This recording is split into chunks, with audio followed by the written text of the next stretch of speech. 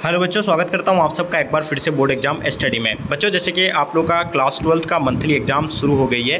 अब आपका जो है ज्योग्राफी का पेपर होना था और आप लोग जो है बहुत सारे बच्चों का डिमांड था कि सर ज्योग्राफी का ओरिजिनल क्वेश्चन पेपर हम लोग को प्रोवाइड कीजिए।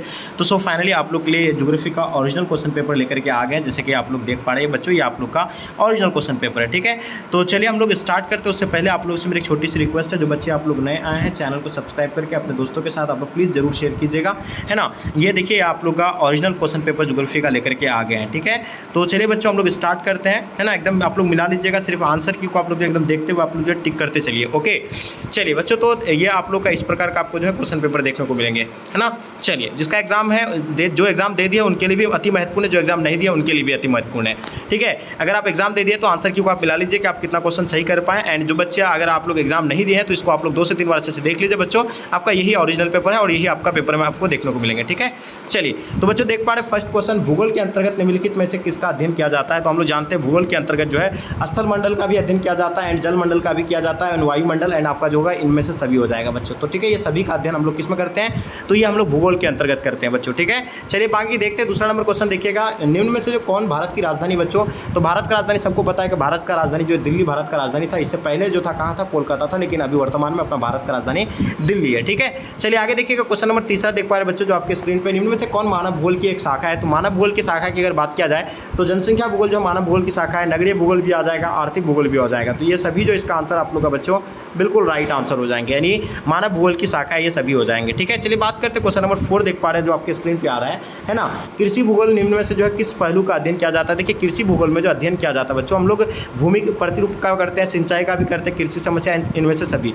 तो इसका इसमें सभी हो जाएगा, बिल्कुल इसका राइट आंसर हो जाएंगे बच्चों। चलिए देखिएगा, भूगोल वेता कार्ल रिटर, यानी कार्ल रिटर निम्नलिखित में से किस देश के रहने वाले थे बच्चों। तो देखिए हम लोग जानते हैं कार्ल रिटर जो है ये कहाँ के रहने वाले थे, है ना, कनाडा के थे, जापान या जर्मनी। तो देखिए आपको देखिए 30 क्वेश्चन पूछा जाएगा, 30 में से आपको कितने क्वेश्चन का आंसर देना है, 25 क्वेश्चन का ही आंसर देना है। तो इस क्वेश्चन को हम लोग स्किप करते हैं, आगे देखते हैं। क्वेश्चन देखिए 6 नंबर क्वेश्चन, निम्नलिखित में से विश्व के सबसे घनी आबादी वाला महाद्वीप जो है कौन सा है। तो हम लोग जानते हैं सबसे बड़ा जो है जनसंख्या की दृष्टि से सबसे बड़ा महाद्वीप जो है कौन सा, एशिया ही है, और सबसे ऐसे भी बड़ा है और साथ साथ में घनी भी जो है सबसे ज़्यादा एशिया का ही है। ठीक है बच्चों, तो इसका आंसर आप लोग का क्या हो जाएगा बच्चों, एशिया, बिल्कुल राइट आंसर हो जाएंगे। ठीक है, चलिए क्वेश्चन देख पा रहे हैं 7 नंबर क्वेश्चन जो आपके स्क्रीन पे आ गया, है ना। निम्न में से जो कौन प्रवास का एक कारण है बच्चों, प्रवास का कारण आपको बताना है। निम्न में से जो कौन यानी प्रवास का एक कारण होगा, तो युद्ध हो जाएगा, बिल्कुल युद्ध की वजह से भी प्रवास होता है लोग, एंड राजनीतिक अस्थिरता की वजह से भी होता है। तो इसका आंसर आपका उपयुक्त में से सभी हो जाएगा, यानी ऑप्शन आप लोग का डी बिल्कुल राइट आंसर हो जाएंगे। पटना निम्न में से जो किस नदी के किनारे स्थित है। तो हम लोग जानते हैं पटना जो है गंगा नदी के किनारे बसा हुआ बच्चों, इसका आंसर आप लोग का डी बिल्कुल राइट आंसर हो जाएंगे। Okay, clear.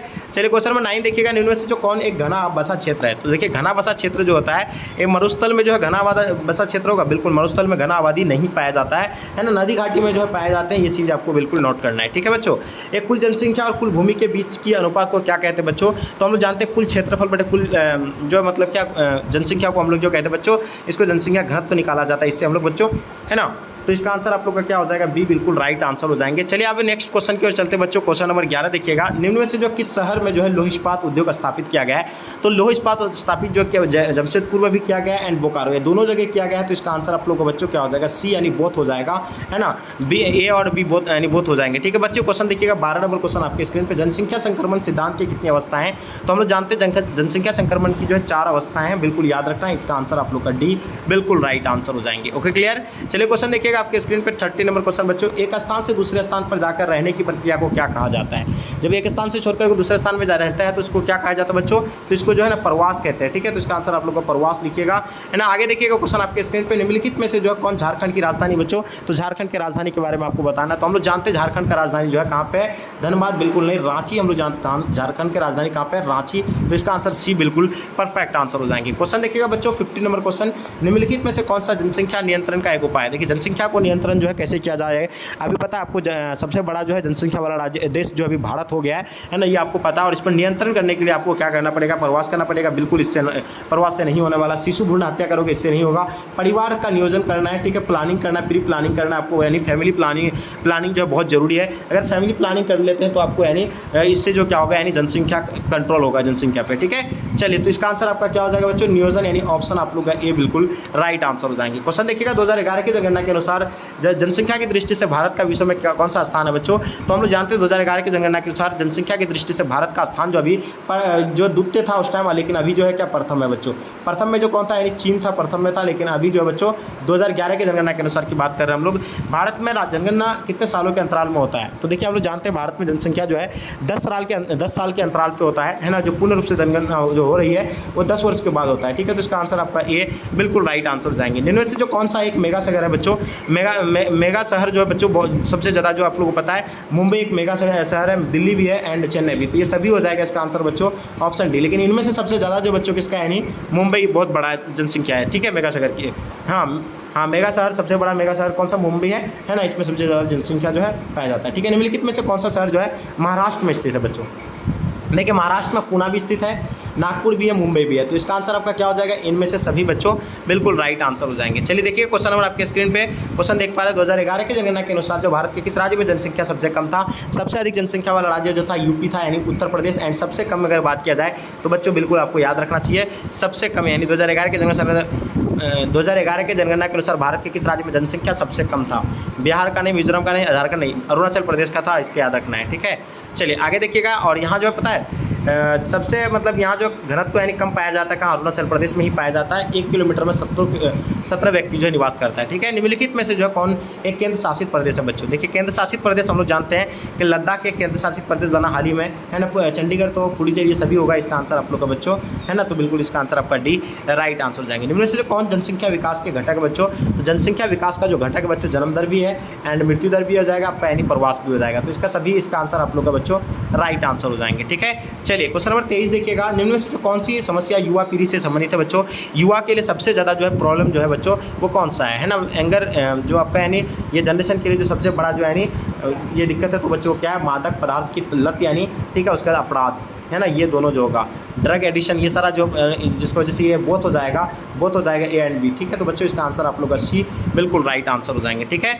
देखिए राष्ट्रीय युवा नीति किस वर्ष लागू हुआ था बच्चों? तो बिल्कुल राष्ट्रीय युवा नीति के बारे में, इस क्वेश्चन को भी हम लोग स्किप करते हैं, कहीं पे आपका 2014 दिखा रहा है, लेकिन आपका 2007 दिया हुआ है। तो चलिए आगे देखिए हम लोग क्वेश्चन देखेंगे, क्योंकि आपको कितना 25 ही क्वेश्चन का आंसर देना बच्चों, ये चीज़ आपको पता होना चाहिए। भारत में सबसे बड़ा धार्मिक समूह कौन सा है? तो हम लोग जानते हैं भारत में सबसे बड़ा अगर धार्मिक समूह की अगर बात किया जाए बच्चों, तो वो आपको पता है हिंदू धर्म जो सबसे बड़ा यानी है। एंड नेक्स्ट क्वेश्चन देखिएगा, युवा जनसंख्या किस आयु समूह को कहते हैं बच्चों? तो हम लोग जानते हैं 14 से 60 वर्ष को जो है युवा पीढ़ी कहा जाता है, ये बिल्कुल आप लोग का भी राइट आंसर हो जाएंगे। आंतरिक प्रवास कितने प्रकार के होते हैं बच्चों? इनके बारे में बताइए। तो आंतरिक प्रवास शायद 3 प्रकार के होते हैं, ठीक है। बात करते हैं मलिन बस्ती किस क्षेत्र में पाई जाती है बच्चों? तो ये आप लोगों को बताना है। देखिए मलिन बस्ती सबसे ज़्यादा जो बच्चों का कहाँ पाया जाता है? शहर में पाया जाता है ना। एंड ग्रामीण में भी पाया जाता है, लेकिन मलिन बस्ती सबसे ज़्यादा शहर में, तो दोनों हम लोग दे सकते हैं इसका आंसर, ठीक है। चलिए आगे देखिएगा बच्चों, क्वेश्चन नंबर 29 देखिएगा। जब कोई व्यक्ति जहानाबाद से मुंबई रोजगार के लिए जाता है तो ये किस प्रकार का प्रवास है बच्चों? जब कोई जहानाबाद से मुंबई जाता है तो जहानाबाद क्या ग्रामीण से ग्रामीण है? नहीं, शहरी ग्रामीण प्रवास होगा या शहरी से शहरी प्रवास। तो इसको जो देखिए जहानाबाद क्या है, शहर में भी ये भी है, मुंबई भी है, तो ये क्या होगा आपका, यानी शहरी से शहरी प्रवास। अगर गाँव से आता तो ग्रामीण प्रवास हो जाता है। कहाँ से? ग्रामीण प्रवास हो जाता है। अगर गाँव से अगर कहाँ शहर की जाता है तो इसको क्या कहा जाता है? ग्रामीण से यानी नगरीय प्रवास, ठीक है। इसको क्या कहा जाता है? नगरीय प्रवास कहा जाता है। ये चीज़ आप लोग को बच्चों पता होना चाहिए, ठीक है। तो यहाँ आपको पता ना जहानाबाद और क्या हो जाएगा, ये आपका शहरी से शहरी प्रवास हो जाएगा, है ना। लास्ट और अंतिम क्वेश्चन आपके स्क्रीन पर बच्चों, निम्नलिखित में से किस राज्य में जो है ईसाई जनसंख्या सबसे अधिक है? तो ईसाई का जनसंख्या सबसे अधिक बच्चों कहाँ पे है? गोवा में भी है, मिजोरम, नागालैंड, ये सभी हो जाएगा। और इसका आंसर आप लोग का बच्चों डी राइट आंसर हो जाएंगे, ठीक है बच्चों। तो ये आप लोग को मैंने अभी जो बताया, ये आप लोग का क्वेश्चन था, ओरिजिनल क्वेश्चन पेपर जो आप लोग अभी देख पा रहे हैं, ये आप लोग का ओरिजिनल क्वेश्चन पेपर है ना। तो बच्चों इसको आप लोग जो है बिल्कुल देख लीजिए। एंड साथ में प्लीज़ आप लोग अपने दोस्तों के साथ जरूर शेयर कीजिएगा। एंड जो बच्चे अभी तक आप लोग चैनल को सब्सक्राइब नहीं किया है, इसी तरह का अगर ओरिजिनल क्वेश्चन पेपर अगर आप चाहते हैं कि ओरिजिनल क्वेश्चन पेपर हम सबसे पहले मेरे पास आए, तो बच्चों आप इस चैनल को सब्सक्राइब कर लीजिए, आपको ओरिजिनल क्वेश्चन सबसे पहले जो आपको मिल जाएंगे, ठीक है बच्चों। तो उम्मीद है कि ये क्लास आपको पसंद आया बच्चों। तो ये आप लोग का कुछ इस प्रकार का ओरिजिनल क्वेश्चन पेपर था, जो आप लोग बहुत अच्छे तरह से उम्मीद है कि सॉल्व कर लिए होंगे। तो चलिए बच्चों, आप लोग यहीं तक इन करते क्लास को, और जब तक के लिए जय हिंद भारत।